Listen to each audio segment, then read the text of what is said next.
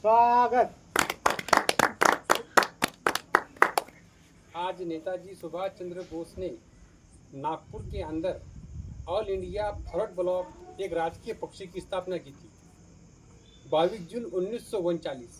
आज उसको 86 साल हो चुके हैं, लेकिन नेताजी सुभाष चंद्र बोस ने ये राजनीतिक दल इसलिए बनाया था कि भारत के लोगों को भारत के अंदर एक बहुत बड़ी क्रांति आई और पूरा भारत एक समाजवाद के आधार पर चले। जिस टाइम में Netaji Subhash Chandra Bose All India Forward Bloc से पहले सन 1938 के अंदर हरिपुरा कांग्रेस की राष्ट्रीय अध्यक्ष बने और 203 मत से महात्मा गांधी का एक मेंबर था सीताराम पट्टाया, उन्होंने उनको हरा दिया और हराने के बाद में नेताजी सुभाष चंद्र बोस सन 1938 के अंदर हरिपुरा के कांग्रेस के राष्ट्रीय अध्यक्ष बन गए। लेकिन महात्मा गांधी के कुछ कारण से मतभेद के कारण से फिर नेताजी सुभाष चंद्र बोस ने उस कांग्रेस पार्टी का त्याग कर दिया और अपना एक खुद का पार्टी बनाया नागपुर चिटनीस पार्क के अंदर 22 जून 1939।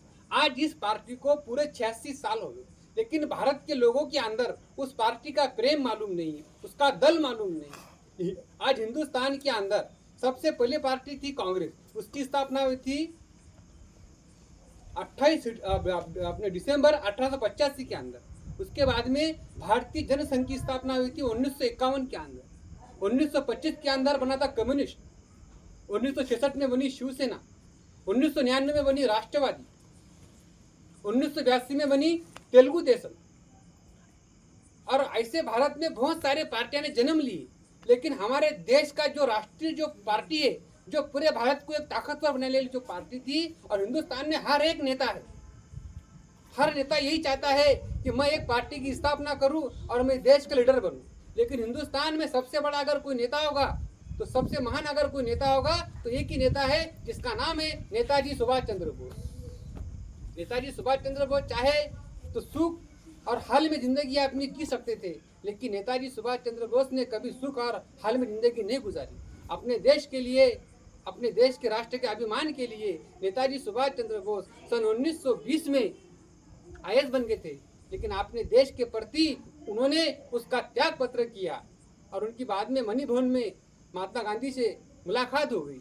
फिर बाद में उन्होंने 1 अगस्त 1921 को अपना देश कार्य की शुरुआत की।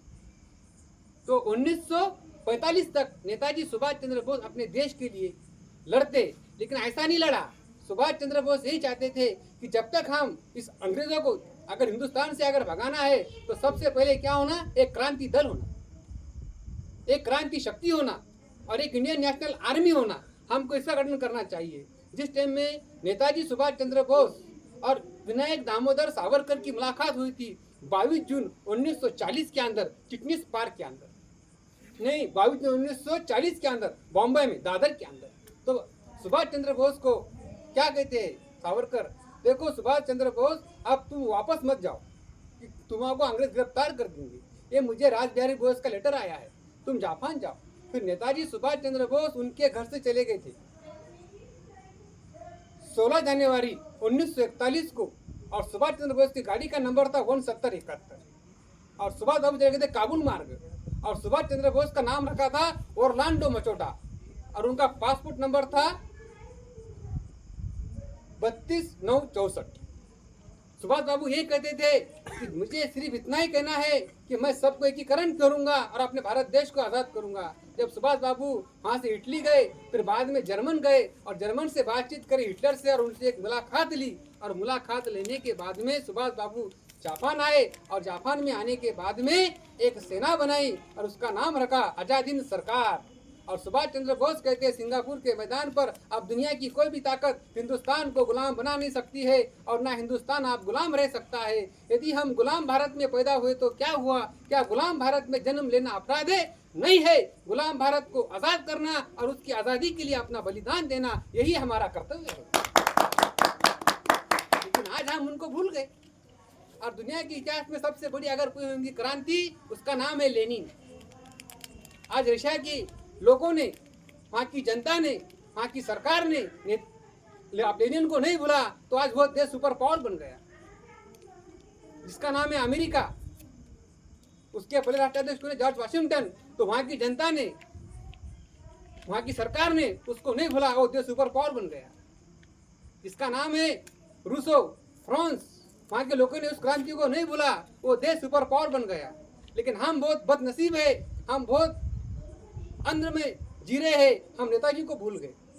जैसा महाभारत के अंदर पांडव अगर 100 बार भी जन्म लिए तो श्री कृष्ण परमात्मा का एहसान भूल नहीं सकते, और भारत की जनता अगर 1000 बार भी जन्म लिए तो सुभाष बाबू का एहसान भूल नहीं सकते। कि उनका महान कार्य, उनका महान त्याग, कोई ना कोई भी उनकी विचारधारा उनसे लेकर कि सुभाष बाबू हिंदुस्तान के घर घर तक पहुंचना चाहिए। और मैं तो एक सामान्य आदमी हूँ, मैं कोई पढ़ा लिखा आदमी नहीं हूँ, एक अडानी आदमी हूँ, होने के बावजूद भी नेताजी का राष्ट्र प्रेम, उनका राष्ट्र अभिमान जन सामान्य तक पहुँचना चाहिए, और भारत के नौजवान के पास सुभाष बाबू की शक्ति और उनकी विचारधारा पहुँचना चाहिए। इतने बड़े महापुरुष कि नेताजी को हिंदुस्तान ही नहीं बल्कि पूरी दुनिया उनको सलाम करती है। आज नेताजी सुभाष चंद्र बोस को हिंदुस्तान ही नहीं बल्कि पूरी दुनिया सलाम करती है। जर्मन, जापान, इटली, तुर्किस्तान, अमेरिका तक उनको सलाम करता है। क्यों करता है? कि उनका राष्ट्र प्रेम, उनकी राष्ट्रीय अभिमान, उनकी राष्ट्र भावना इतनी बड़ी ताकतवर थी कि आज तक ऐसा कोई नेता नहीं बना हिंदुस्तान के अंदर। लेकिन ऐसा हो गया कि जो उनके रुदक थे सुभाष चंद्र बोस के, वही सत्ता में आ गए। तो उन बेईमानों ने सुभाष बाबू को खत्म कर दिया। जिस टाइम में 1977 के अंदर भारतीय जनता पार्टी की सरकार आई, तो जब मोरारजी देसाई ने सुभाष चंद्र बोस का पार्लियामेंट में फोटो लगाया, क्यों लगाया? कि सुभाष बाबू उस पार्लियामेंट के हकदार नहीं, वो हिंदुस्तान के पार्लियामेंट के मालिक ही है। आज हम उस मालिक को भूल गए। कितना बड़ा दुर्भाग्य है। हम इसलिए भूले कि हम अज्ञान हैं, हम ज्ञान की धारा तक नहीं पहुंचे हैं। तो मैं आप सब पूरे भारतवासियों से यही कहना चाहता हूं, आपके दिल में, आपके हृदय में नेताजी का प्रेम, उनकी भावना और उनका इनकलाब हमेशा अपने दिल में जिंदा रखो। यही मेरे 2 शब्दों को समाप्त करता हूं। जय हिंद, जय भारत।